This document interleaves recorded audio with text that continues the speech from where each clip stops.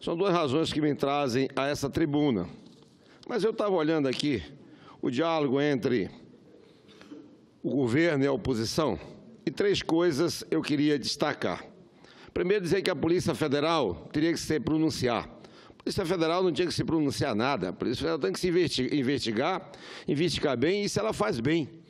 Quem tinha que se pronunciar é quem denunciou, Ministério Público e a própria Justiça. Então, daí querer que a Polícia Federal esteja protegendo A ou B, a Polícia Federal ainda é um dos poucos segmentos da sociedade brasileira que goza da confiança da população. Tanto é que, no 13 de setembro, ela foi aplaudida, né? Aplaudida, um dos poucos órgãos desse país que foi aplaudido na 7 de setembro, foi aplaudido. E aí eu queria ver um grupo de políticos ir desfilar para ver o que eles iam receber, né? Se era aplauso ou se era pedrada. Isso é que eu ia ver. Então, a Polícia Federal tem que estar se pronunciando com nada. E falar, senhora presidente, na Polícia Federal, eu quero aproveitar e fazer um apelo ao presidente Temer, que não corte os recursos da Polícia Federal. Hoje o jornal está dizendo que era destinado 5 bilhões para 2007 para a Polícia Federal, e isso está sendo diminuído em 2,8 bilhões. Uma redução aí de 44%, né, no orçamento da Polícia Federal. Isso tem consequência imediata, principalmente na Operação Lava Jato, que foi deflagrada em março de 2014 e que é uma operação longa que vem combater a corrupção, realizada em conjunto com o Ministério Público, a Receita Federal.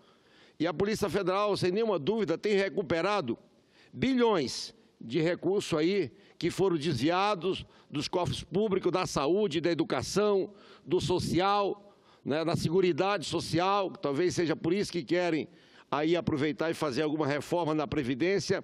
Tem que entender que a Previdência, ela sem nenhuma dúvida ela é deficitária, né? Mas a Seguridade não é deficitária.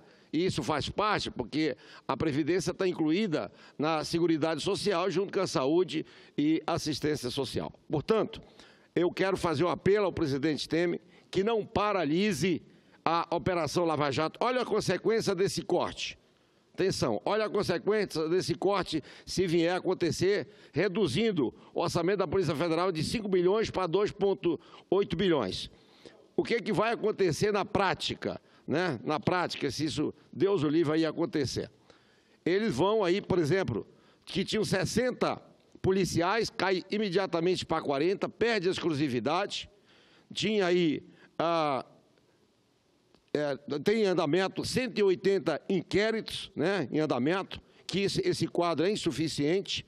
A redução de delegados cai para 4 delegados, né, quando deveria ter aí mais 8. Então, consequentemente, se reduzir o orçamento da Polícia Federal, vão aí estancar a sangria, né? Porque se aqui mexerem, como estão querendo mexer, né, na questão do abuso de autoridade, se essa casa mexer no abuso de autoridade, nesse momento, e se o governo cortar o orçamento da Polícia Federal, está materializado o estancamento da chamada sangria. Vai paralisar a Operação Lava Jato, vai inviabilizar a operação que hoje, talvez nem a seleção brasileira goze de tamanha confiança do povo brasileiro. Então, portanto, eu quero aqui defender a Polícia Federal. O orçamento da Polícia Federal é um segmento que tem sido da maior importância nesse país, tem colocado a transparência na gestão pública desse país, tem apurado, tem chegado e vai chegar, já botou os corruptos, vários corruptos na cadeia e vai colocar ainda muito mais. Doa quem doer. Outra coisa que me chamou a atenção, nesse debate que eu vim agora aqui, de governo e oposição, nego dizendo que um roubou mais, um roubou menos. E roubo tem limite? É a primeira vez que eu estou vendo que o roubo tem limite. O roubo não tem limite. Quem rouba 1 centavo é quem rouba 1 bilhão. O importante é que esse dinheiro não é público, esse dinheiro é do governo, é do povo. Esse dinheiro é do povo, é do suor do trabalhador. Esse dinheiro é da saúde, esse dinheiro seria para as estradas, esse dinheiro seria para as infraestruturas. Então, isso é que é a luz da verdade. Essa é a luz da verdade. Portanto, fica aqui o meu apelo ao presidente Temer, que não corte os recursos da Polícia Federal, que não impeça a Polícia Federal de apurar rigorosamente, chegar ao término dessa Operação Lava Jato. Isso é um absurdo, tirar 44%, inviabilizando. Como também é um absurdo essa casa aqui aprovar qualquer abuso de autoridade nesse momento. Abuso de autoridade tem em todos os cantos, mas como caiu no bigode de muita gente, naturalmente, agora está doendo na grande sociedade, na elite que domina a sociedade brasileira. Então, eu queria fazer esse apelo. Outro... Com a palavra, senador Rufo. Senador Theomário, só cumprimento Vossa Excelência, mas só destacar o seguinte: o corte de recursos da Lava Jato é a profissão de fé deste governo. Não estão fazendo isso à toa. Eu acho que nós temos que ir para ações efetivas. Não bastará apenas... Não adianta apelar para o senhor presidente da República, de um presidente que nem deveria estar lá mais, mas não adianta somente... Me permita que eu acho que não adianta somente apelar, porque a profissão de fé desse governo é paralisar, é ser contra a Operação Lava Jato. Eu queria aqui aproveitar o discurso de Vossa Excelência para comunicar que quinta-feira estarei ingressando com ação popular em várias, e irei articular para ser em várias varas federais, contra o corte de recursos da Operação Lava Jato. Eu acho que tem que ter uma medida superior contra a vontade do governo, impedir que a operação avance. Esse é o desejo, é a profissão de fé desse governo, como até Vossa Excelência muito bem assinalou. Muito bem, então fica sem nenhuma dúvida. Eu aclaro que eu apelo ao presidente Temer, porque ele é a última palavra do orçamento, ele é a última palavra desse governo, né? Mas é um absurdo o povo brasileiro ver aí, né, saindo pelo ralo, né, do propósito, os recursos que eram destinados à polícia, que vem fazendo um trabalho sério, com responsabilidade, conquistando a confiança do povo brasileiro.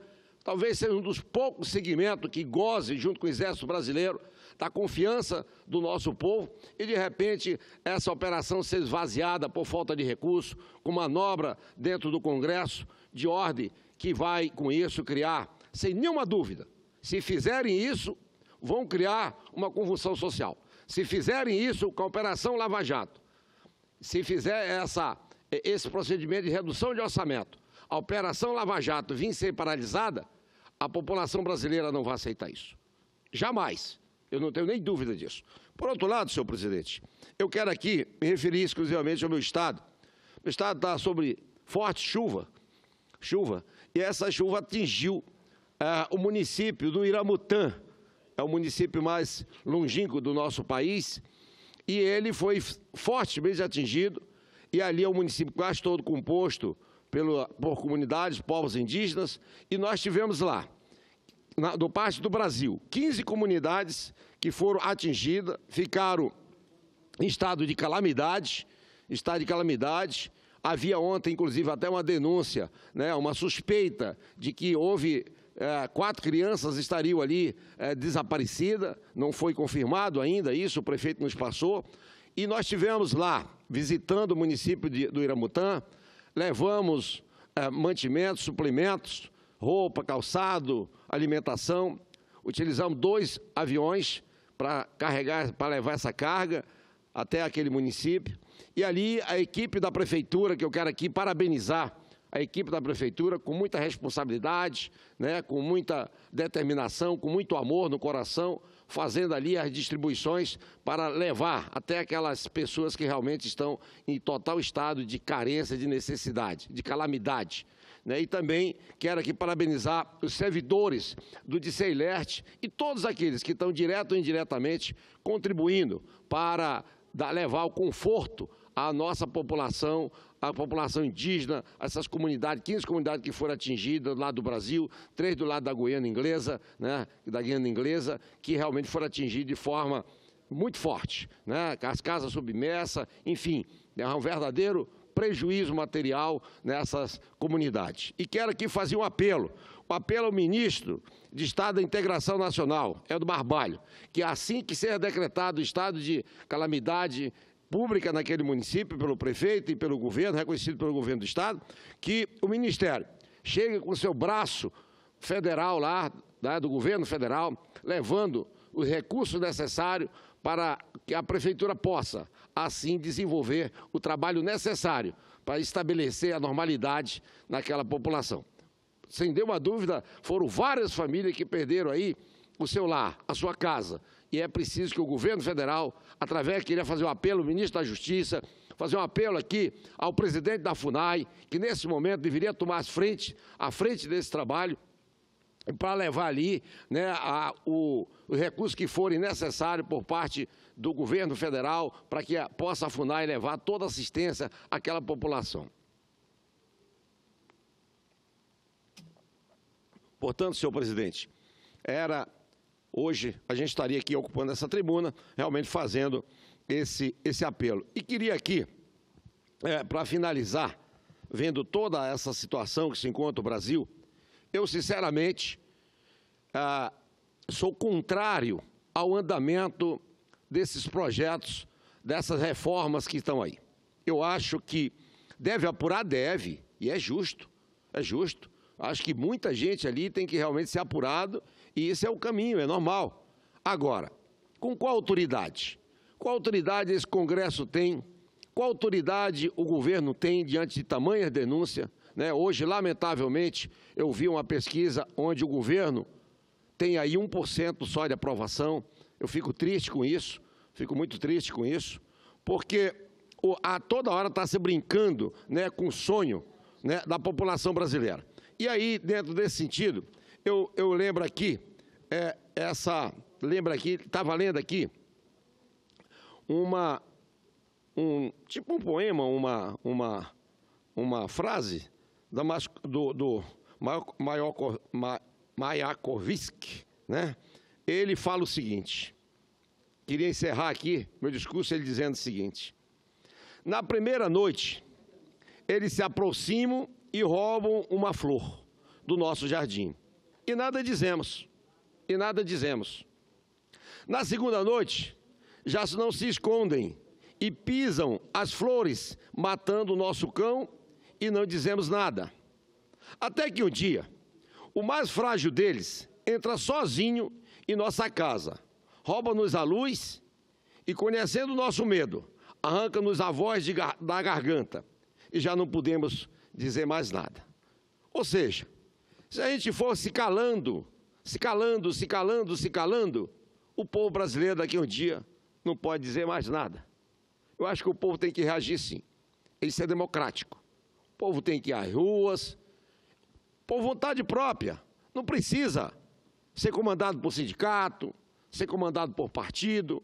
E a presença do sindicato, a presença do partido, não significa que você está ali apoiando partido A ou apoiando B.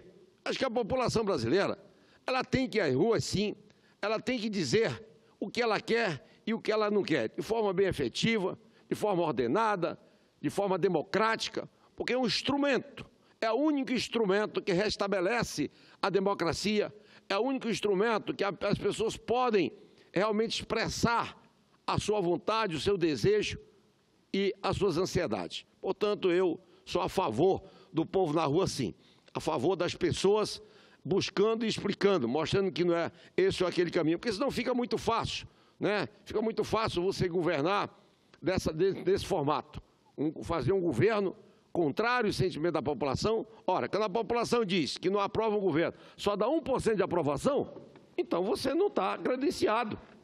O povo tem que ir para a rua e dizer, não, olha, nós queremos, está correto, é esse governo nós queremos, apoiamos isso, ou não é esse governo que nós queremos.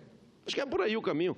Não podemos ficar de braço cruzado, não podemos ficar criando aí factoides em redes sociais, não podemos estar caluniando, difamando, com armadilhas constantes, principalmente nas redes sociais. Eu acho que é hora de o povo brasileiro arregaçar a manga, vestir a sua pátria, a sua cidadania, o seu amor, porque o Brasil precisa acordar, o Brasil não pode se acovardar, o Brasil não pode se ajoelhar para a corrupção.